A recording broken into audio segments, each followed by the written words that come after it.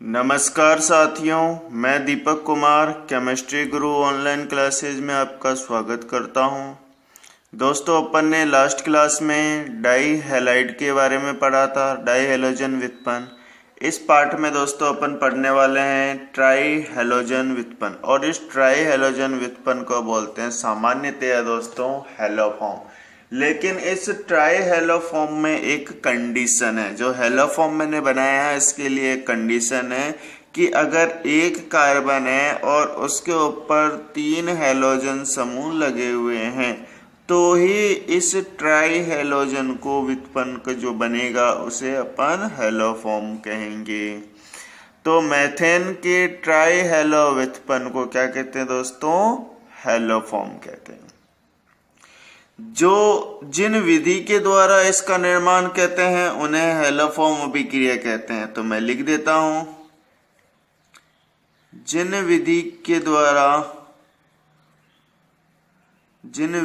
के द्वारा CHX3 haloform का फॉर्मूला के रूप में लिख रहा हूं, का निर्माण होता है, उस विधि को हैलोफॉर्म अभिक्रिया कहते हैं। हैलोफॉर्म अभिक्रिया कहते हैं। ये आपको इसका फॉर्मूला जरूर याद रखना दोस्तों, कि जिस विधि के द्वारा भी आप CHX3 का निर्माण कर रहे हैं उन सभी अभिक्रियाओं को हैलोफॉर्म अभिक्रिया कहते हैं। एग्जाम में क्वेश्चन पूछा जाता है, हैलोफॉर्म अभिक्रिया का रासायनिक समीकरण लिखिए। तो एक बार मैं बता देता हूं कौन से यौगिक हैलोफॉर्म अभिक्रिया देते हैं। कौन से यौगिक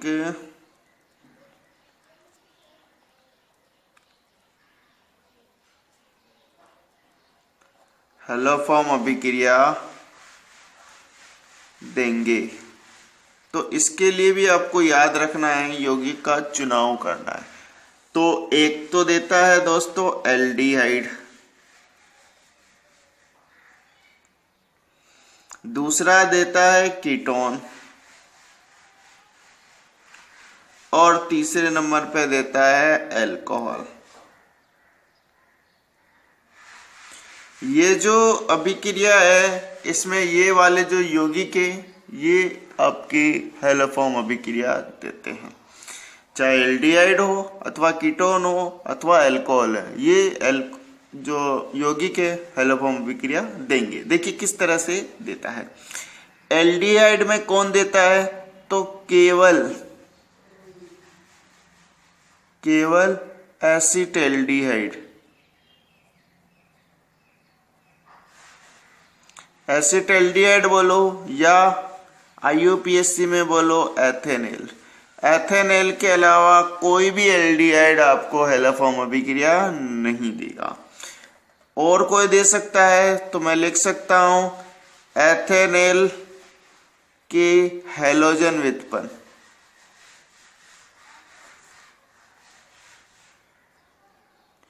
एथेनॉल के जो आपने एथेनॉल लिया है, एथेनॉल का ही कोई हैलोजन व्युत्पन्न है तो वह भी एल्डिहाइड भी आपका हैलोफॉर्म अभिक्रिया देगा।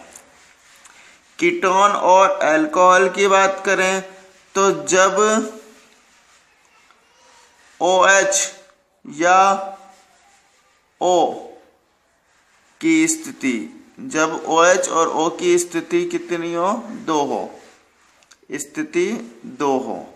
जब OH और O की स्थिति 2 हो, जैसे मैंने बोल दिया 2 ऑन, लास्ट में लगा दिया 2 ऑन, तो O की स्थिति कितनी हो गई? 2 हो गई। जैसे मैं बोलता हूं pentane 2 on, hexane 2 on, octane 2 on, तो ऑन की स्थिति कितनी आ रही है दोस्तों? 2 आ रही है। इस 2 का मतलब ही है कि कीटोन वह अभिक्रिया देगा। जैसे मैं बोलता हूं पेंटेन 3 ऑन, मैंने लिख दिया 1 2 3 4 और 5। और इसमें एक और उदाहरण ले लेता हूं, ये ही 5 कार्बन का है।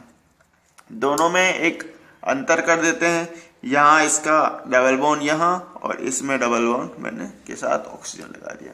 अब इसकी नंबरिंग कर दो 1 2 3 4 5, किधर से भी करो ये 3 पे ही आएगा, है ना, ये 3 पे आएगा। तो इसका नाम होगा दोस्तों पेंटेन 3 ऑन। इसका नंबरिंग करो 1 2 3 4, इधर से 4, इधर से 1 2, नंबरिंग उधर से करेंगे जिधर से कम अंक मिले तो ये आएगा 2 नंबर पे। तो इसका नाम होगा पेंटेन 2 ऑन। यानी ऑन की स्थिति कितनी आ रही दोस्तों, ये ऑन वो नहीं है ना जो आप चालू कर रहे हैं, तो ऑन की स्थिति कितनी आ रही है 2 आ रही है, और इसमें ऑन की स्थिति कितनी आ रही है 3 आ रही है। तो मैंने बताया अल्कोहल की स्थिति भी 2 पे हो और कीटोन की स्थिति भी 2 पे हो, तो या 2 ऑन अथवा 2 ऑल, अथवा क्या हो 2 ऑल। तो वो सारे यौगिक चाहे वो एल्डिहाइड हो, सॉरी अल्कोहल हो अथवा कीटोन हो, वह अभिक्रिया में हेलोफॉर्म अभिक्रिया देंगे। जैसे पेंटेन 3 ऑन ये हेलोफॉर्म अभिक्रिया नहीं देगा, जबकि ये हेलोफॉर्म अभिक्रिया देगा। तो ये तो हो गई साथियों हेलोफॉर्म अभिक्रिया की बारे में कि कौन से यौगिक हेलोफॉर्म अभिक्रिया देंगे और कौन से यौगिक हेलोफॉर्म अभिक्रिया नहीं देंगे। अब मैं एक बार बता देता हूं कि ऐसे यौगिक अब 2 प्रकार के हो गए हैं।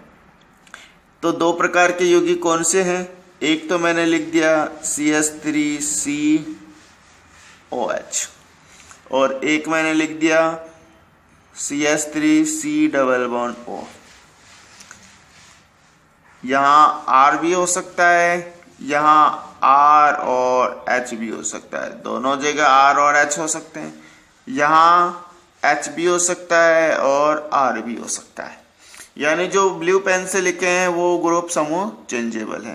तो ऐसे यौगिक जिनमें ये वाला समूह होता है वो आपको हेलोफॉर्म अभिक्रिया देगा, अथवा जिनमें CH3CO एसीटो समूह है वे भी हेलोफॉर्म अभिक्रिया देते हैं। तो इस यौगिक को मैं लिख देता हूँ A नाम और इस यौगिक का नाम दे देता हूँ B।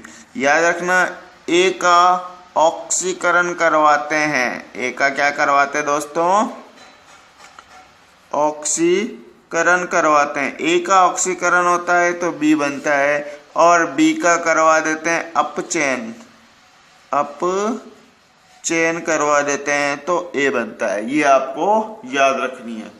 तो ए जिनके अंदर संरचना है वो भी अभिक्रिया देगा, और जिनके अंदर बी संरचना है वो अभिक्रिया देगा। ए किसके अंदर है तो अल्कोहल में, ये इसका अल्कोहलिक रूप है, अल्कोहल में अल्कोहल। और ये किसका है तो ये है एसीटोन या एसीटैल्डिहाइड या आपका कीटोन होगा। कीटोन H होगा तो एल्डिहाइड और R होगा तो कीटोन होगा। तो मतलब इस तरह के अगर यदि कोई समूह है दोस्तों तो वह हेलोफॉर्म अभिक्रिया देगा, अदरवाइज नहीं देगा। एक बार इसकी रिएक्शन लिख देता हूं। रिएक्शन किस तरह से होती है, मैं यहीं से स्टार्ट कर रहा हूं क्योंकि इसका ऑक्सीकरण भी क्या होगा यहीं इसी में होगा। तो मैं एक सिंपल सी रिएक्शन लिख रहा हूं CH3COH, यहाँ R या H, यहाँ H या R, कोई भी हो सकता है। इसका क्या करवा दो ऑक्सीकरण करवा दो। हैलोजन जितने भी होते हैं दोस्तों ऑक्सीकारक होते हैं। तो यहाँ से जो H है ये बाहर निकल जाएगा और मिलेगा क्या CH3C। यहाँ आपको मिल जाएगा R, या H है तो H मिल जाएगा, और यहाँ आपको मिल जाएगा, यहाँ R H ही रहेगा दोस्तों, यहाँ डबल बॉन्ड के साथ ऑक्सीजन प्लस आपको मिल जाएगा HX। ये इसका A रूप था और ये बन गया है B रूप। बना कि नहीं बना। अब अपन बात कर रहे हैं B का। ये क्या करवाना है तो CH3C+O R या H, इसकी अभिक्रिया वापस से X2 के साथ करवा दो। तो जितने भी हाइड्रोजन है ये वाले हेलोजन से प्रतिस्थापित हो जाएंगे। X3C11O R या H प्लस 3HX, 3 हाइड्रोजन है, 3 बाहर निकल जाएंगे, तो यहां मैं कितना ले लेता हूं 3। तीसरे स्टेप में क्या होगा, यह अब एक क्षार के साथ अभिक्रिया करेगा। तो देखिए X3C11O R या H, ये अभिक्रिया करेगा NaOH से। यहां से आप CH3 और यहां से H लेकर के बना दें क्या, CHX3 प्लस जो ये निकला है उसकी जगह Na जोड़ दें, तो NaO ये जुड़ गया। किससे जुड़ेगा, इस कार्बन से, डबल बॉन्ड ऑक्सीजन, यहां आ जाएगा R या H। ये थी हेलोफॉर्म की अभिक्रिया दोस्तों। अगर यदि ये संपूर्ण अभिक्रिया को एक साथ लिखा जाए तो देखिए संपूर्ण अभिक्रिया में, हाँ एक बात और कहना चाहूंगा कि अगर यदि आपको बी रूप दे रखा है तब तो आपको केवल और केवल दो रिएक्शन लिखनी है, लेकिन अगर यदि ए रूप दे रखा है, आप अल्कोहल से रिएक्शन करवाते हैं तो आपको 3 अभिक्रिया करवानी पड़ेगी, 1 2 और 3। ये आप विशेष ध्यान रखें। एल्डिहाइड और कीटोन लेते हैं तो 2 अभिक्रिया, और अल्कोहल लेते हैं तो 3 अभिक्रिया, ये याद रखें। चलो संपूर्ण अभिक्रिया अगर लिखना चाहूं तो देखिए क्या होगा, CH3COH, यहाँ H, यहाँ R या H। इसकी अभिक्रिया, एक हेलोजन यहाँ पे आया दोस्तों, है ना, और 4 हेलोजन यहाँ पे आया, 3 हेलोजन यहाँ आया, तो टोटल कितने हो जाएंगे 4x2। और क्या लिया, तो और लिया है NaOH, और क्या लिया दोस्तों NaOH। कितने NaOH है, तो देखिए आप अगर यदि इस विलियन में अगर NaH डालते हैं तो सबसे पहली समस्या क्या है, यहाँ से HX निकलेगा, ये उदासीन हुआ, ये HX निकला, ये उदासीन होगा, तो 2 और 3 5 और 1 6 NaOH लोगे तब जाकर के ये अभिक्रिया क्या होगी, क्षारीय होगी। क्योंकि अगर यदि X के स्थान पे मैंने ले लिया Cl तो क्या बना HCl, और ये क्या है, प्रबल अम्ल है कि नहीं है दोस्तों, प्रबल अम्ल होते हैं HX, और जब आप इसमें NaOH डालोगे तो क्या होगा, ये पहले उदासीन होगा फिर जाकर के रिएक्शन करेगा, इसलिए अपने को NaOH कितना लेना पड़ेगा, 6 लेना पड़ेगा। मिलेगा क्या, तो मिलेगा एक प्रोडक्ट, तो ये रहा CHX3, और क्या मिलेगा NaOC, R है तो R और H है तो H, और क्या मिला, तो एक बार इनकी रिएक्शन करवा देते हैं तो मिल जाएगा दोस्तों 5NaX प्लस मिल जाएगा 5H2O। ये हो गई दोस्तों संपूर्ण अभिक्रिया, किसकी है, हेलोफॉर्म की। अब बात करते हैं दोस्तों अपनी सिलेबस के अकॉर्डिंग चलते हैं। हाँ तो मैं बात कर रहा हूं हेलोफॉर्म निर्माण की प्रयोगशाला विधि, प्रयोगशाला में किस तरह से हेलोफॉर्म बनाया जाता है। CHCl3, यहाँ क्लोरोफॉर्म ले रहा हूं, क्लोरोफॉर्म निर्माण की प्रयोगशाला विधि।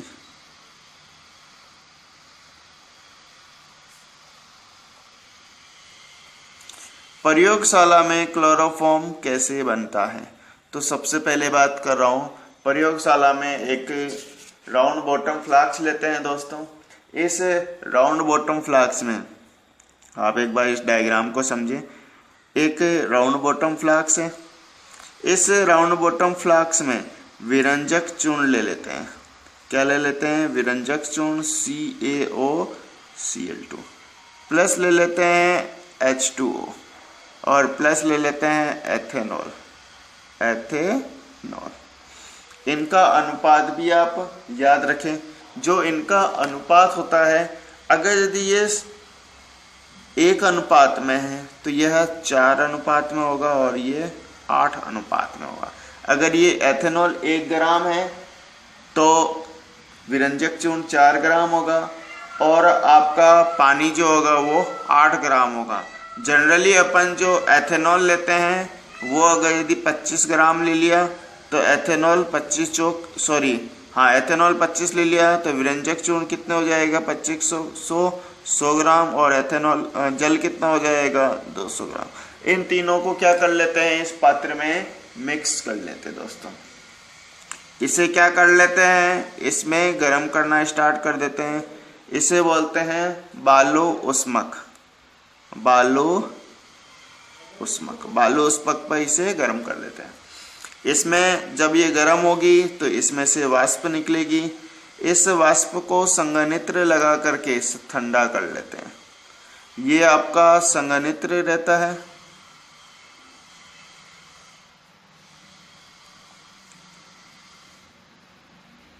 ये आपका संघनित्र है, इसे संघनित्र बोलते हैं दोस्तों।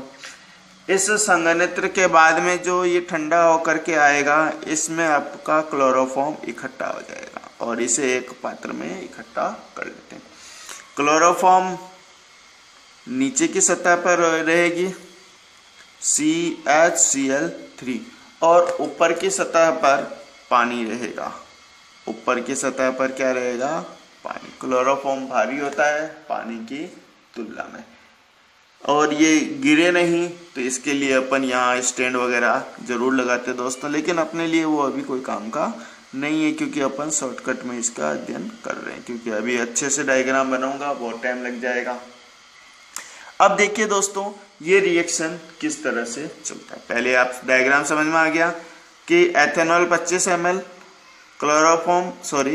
विरंजक चूर्ण 100 ग्राम और जल 200 ग्राम लेकर के एक राउंड बॉटम फ्लास्क में ले लेते हैं और इसे बालोस्मक पर रख करके गर्म करते हैं। इसकी वाष्प आती है और यहाँ आकर के ठंडी होकर के इकट्ठी हो जाती है। ये थी क्लोरोफॉर्म निर्माण की विधि। अब अपन बात करते हैं इसमें रिएक्शन कौन कौन सी होती, क्योंकि जब तक रिएक्शन नहीं याद होगी तब तक आपको पता ही नहीं चलेगा। तो देखिए सबसे पहले रिएक्शन की बात कर रहा हूँ। तो जो विरंजक चूर्ण लिखा है CaOCl2, ये दोस्तों जल से क्रिया करेगा और बना लेगा CaOH का होल ट्वाइस प्लस Cl। ये जो Cl बना है यही Cl एथेनॉल से क्रिया करेगा, CH3CHOH एथेनॉल से क्रिया करेगा Cl2, बनाएगा क्या CH3CH, यहाँ 2 आएगा O डबल बॉन्ड। ये ए रूप था, ए रूप किस में बदला, बी रूप में। ठीक है, उसके बाद क्या होगा, ये जो आपने बना दिया CH3C डबल बॉन्ड OH, ये वापस से 6Cl से क्रिया करेगा और 6Cl में से 3 तो यहाँ जुड़ जाएगा और 3 HCl के रूप में बाहर, यहाँ से भी +2 HCl बाहर निकला, तो यहाँ मिल जाएगा CCl3 C double bond OH plus मिल जाएगा क्या 3 HCl। इसकी अभिक्रिया करवा दें, CCl3 plus CCl3 C double bond OH। अब देखिए इस अभिक्रिया में अपने को क्षार मिलाने की जरूरत नहीं पड़ेगी क्योंकि ये जो बना है ये खुद क्षार है। बनने वाला जब खुद क्षार है तो इस अभिक्रिया में अपने को अलग से क्षार मिलाने की जरूरत नहीं है। बस दोस्तों आप इस क्षार मिल को लिख दें CaOH CaOH, ये ऐसे ही है। अब इसके 2 अणु ले लेते हैं क्योंकि इसमें 2 हाइड्रोजन देने की क्षमता है, इसलिए 2 अणु ले लेंगे। 2 अणु में से एक का तो बन जाएगा CCl3H और दूसरे के साथ भी ये वापस से इसी के साथ जुड़ जाएगा, तो मिलेगा क्या 2CHCl3। मिलेगा कि नहीं मिलेगा, 2 बार मिल जाएगा ना रे भाई। अब ये जो Ca है इसके साथ O, तो यहाँ एक साइड में CHO यहाँ जुड़ जाएगा और एक CHO यहाँ जुड़ जाएगा, तो मिलेगा क्या CaO C double bond OH और यहाँ से भी मिल जाएगा C डबल बॉन्ड OH। इसको बोलते हैं कैल्शियम फॉर्मेट, इसका नाम होता है, और इसको नाम बोलते हैं क्लोरोफॉर्म। आगे बात समझ में दोस्तों। अगर यदि यहां मैं एसीटोन ले लूं तो क्या होगा, है ना। अगर यदि एथेनॉल के स्थान पर, एथेनॉल के स्थान पर एसीटोन लें तो, एथेनॉल के स्थान पर एसीटोन ले तो अभिक्रिया किस तरह से होगी? कुछ नहीं है दोस्तों, CaOCl2 ये जल में घुलेगा और बनाएगा क्या? CaOH का whole twice plus 2 mole of Cl। अब देखिए एसीटोन लिया आपने, मिलेगा क्या? C डबल बॉन्ड O और यहां लिख दिया CH3। इसकी अभिक्रिया वापस से 6Cl से करवानी है, यहां से 3Cl बाहर जुड़ जाएगा और 3HCl बाहर निकल जाएगा, तो मिलेगा क्या? CCl3 C double bond O CH3 plus 3HCl। अब ये जो 3 बना है इसकी अभिक्रिया वापस से पहले स्टेप में जो बनी क्षार है उससे रिएक्शन हो जाएगी, तो मिल क्या जाएगा? CCl3 C double bond O CH3, इसकी अभिक्रिया CaOH OH। वही स्थिति आ गई कि नहीं आ गई? यहां से एक H तो ये वाला एक बाहर निकलेगा, यहां से दूसरा H तो इसके 2 से गुणा करना पड़ेगा। बस जैसे आपने 2 से गुणा किया तो आपको क्या मिल रहा है? CHCl3 के 2 मोल, कितने मोल होंगे? 2 मोल, प्लस मिल जाएगा CaOCO, ये तो मैंने लिख दिया CaOCO। इधर क्या बचा?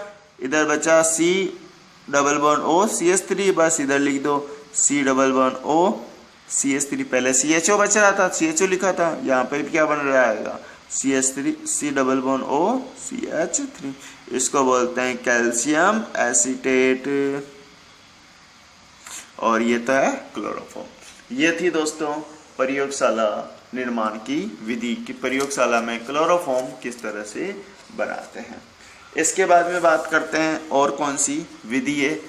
दूसरे नंबर पे मैं लिख रहा हूं एसिटल्डिहाइड से बनाना। किससे बनाना दोस्तों?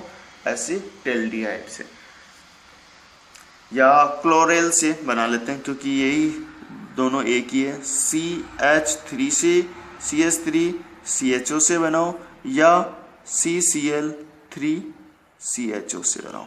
मैंने बताया था या तो एथेनॉल ले लो या उसका कोई हैलोजन व्युत्पन्न ले लो। तो देखिए क्लोरेल की अभिक्रिया आप करवानी है CCl3 CHO। इसकी अभिक्रिया आप डायरेक्ट ही किससे करा दो? NaOH से।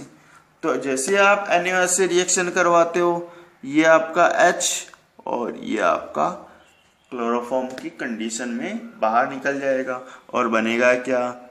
CHCl3 प्लस मिल जाएगा NaO, यहाँ से NaO और यहाँ से क्या बचा? CHO, तो CHO। इसको बोलते हैं सोडियम फॉर्मेट।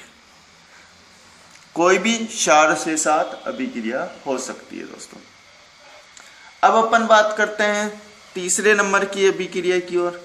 तो तीसरे नंबर की अभिक्रिया में सोडियम हाइपोक्लोराइट लेते हैं,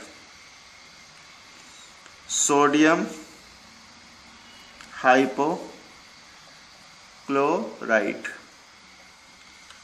के साथ सोडियम हाइपोक्लोराइट NaOCl। NaOCl को बोलते हैं सोडियम हाइपोक्लोराइट। और अगर यदि HOCl लिख दूं तो इसको बोलते हैं हाइपोक्लोरस अम्ल। इसको बोलते हैं हाइपोक्लोरस अम्ल। अब तो दिख गया ना। चलो देखो किस तरह से बनाते हैं। तो सबसे पहले NaOH की अभिक्रिया अपने को करवानी है Cl2 से। तो बनेगा क्या? NaOCl। और इसी को क्या बोलते हैं दोस्तों? Sodium hypochloride. ये सोडियम हाइपोक्लोराइड वापस से आप किसी से भी रिएक्शन करवा दो। तो मैं ले रहा हूं CH3 CHOH और यहाँ R या H, ये वाला A वाला रूप है। इसकी अभिक्रिया आपको करवानी है NaOCl से। बनेगा क्या? तो CH3 C double bond O R या H, यहाँ से जो H है ये बाहर और ये बाहर, दोनों बाहर निकल गया तो बच जाएगा 2HCl, यहाँ से बाहर निकल जाएगा दोस्तों। बहुत ही इजी रिएक्शन है। हाँ दिख रहा ना। अब चलो और बात करते हैं। ये जो बन गया है इसकी अभिक्रिया अब आपको अगले स्टेप में करवानी है। तो अगले स्टेप का टर्मिनोलॉजी तो मैंने आपको बता रखा है। यहाँ से H बाहर निकलेगा तो देखिए क्या होगा, CH3 double bond O H या R प्लस NaOCl। और NaOCl कितने लेने हैं दोस्तों, तो NaOCl लेने हैं। हाँ तो यहाँ से 3 और NaOCl ले लीजिए तो मिलेगा क्या, H 3H बाहर 3 क्लोरीन यहाँ, तो मिल जाएगा CCl3 double bond O R या H plus 3 mole of NaOH। ये दोनों आपस में क्रिया कर लेंगे तो देखो क्या मिलेगा, CCl3 double bond O R या H। इसकी अभी क्रिया करवा दो NaOH से। वही कंडीशन आ गई। हर बार रिएक्शन दोस्तों एक ही है, ये H और यहाँ से CCl बाहर, तो मिलेगा क्या, CHCl3 प्लस NaO, ये आपका NaO और यहाँ से क्या बचा COR या H, तो मिल जाएगा C double bond O R या H। बहुत इजी है कि नहीं है। सारी रिएक्शन अगर देखा जाए दोस्तों तो एक दूसरे से लिंक करती हुई दिखती है। इसके बाद में बात करते हैं दोस्तों, नेक्स्ट जो अभिक्रिया है वह है CCl4 के अपचयन से। अगली अभिक्रिया है चौथे नंबर पे हो जाएगी CCl4 के अपचयन से।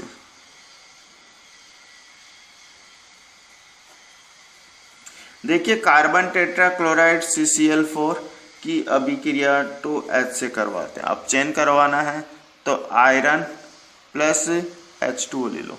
जब इन दोनों के साथ अभिक्रिया करेगा तो अपने को मिल जाएगा CHCl3 प्लस HCl। इसे बोलते हैं दोस्तों आंशिक अपचयन। कौन सा अपचयन करवाना है, आंशिक अपचयन से। अगर पूर्ण अपचयन करवा देते तो मेथेन बनता है, लेकिन अपन ने क्या करवाया, आंशिक अपचयन करवाया दोस्तों। आप अच्छे से याद रखें। 5वें नंबर पे है मेथेन से। हालांकि ये अभिक्रिया इंपॉर्टेंट नहीं है। मेथेन के हैलोजनीकरण से, मेथेन के हैलोजनीकरण से क्या है कि जब मेथेन की क्रिया सूर्य के प्रकाश में सनलाइट में क्लोरीन से करवाते हैं तो अपने को क्लोरोफॉर्म प्राप्त होता है। यह अभिक्रिया इंपॉर्टेंट नहीं है दोस्तों। इंपॉर्टेंट इसलिए नहीं है क्योंकि इसमें कई उत्पाद का मिश्रण होता है, कई उत्पादों का मिश्रण प्राप्त होता है।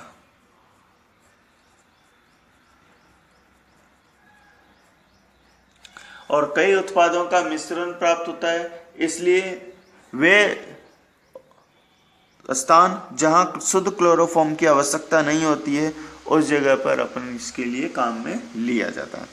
या इसके पूर्ण हैलोजनीकरण से अपने को CCl4 प्राप्त होगा और CCl4 प्राप्त होगा तो वापस से अपन इसका आंशिक अपचयन करवा देंगे। जैसे कि किस तरह से रिएक्शन होती है, CH4 प्लस Cl2 किसके साथ, सनलाइट की प्रेजेंसी में CH3Cl प्लस HCl। पहला स्टेप खत्म।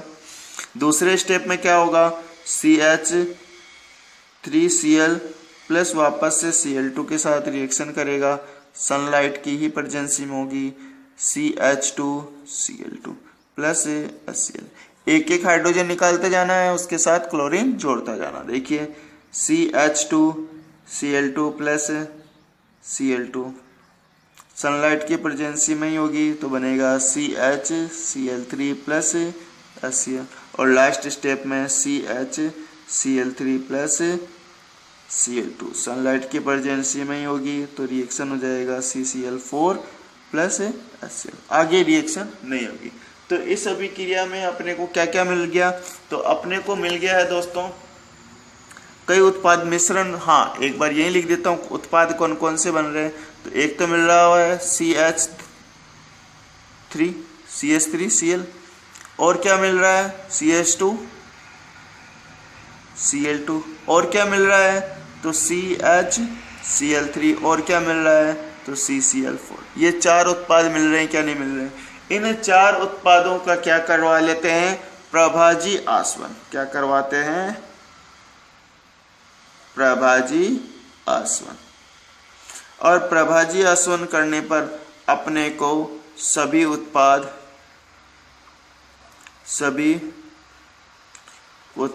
अलग अलग प्राप्त होते हैं।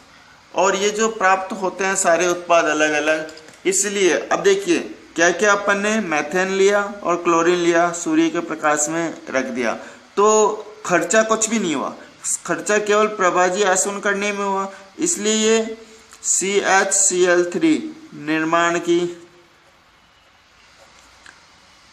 औद्योगिक विधि है, औद्योगिक विधि है। बहुत ही कम खर्चे में ये हो जाता है, इसलिए ये अपना औद्योगिक विधि है। दोस्तों आज के लिए इतना ही। अगले वाले पार्ट में अपन इसके भौतिक और रासायनिक गुण के बारे में पढ़ेंगे कि क्लोरोफॉर्म के भौतिक गुण कौन से हैं और रासायनिक गुण कौन से हैं। अगर यदि दोस्तों आपको ये वीडियो अच्छा लग रहा है और आप हमारे मेहनत से खुश हैं तो प्लीज़ इस चैनल को लाइक करें, इस वीडियो को लाइक करें, शेयर करें और सब्सक्राइब करें। धन्यवाद।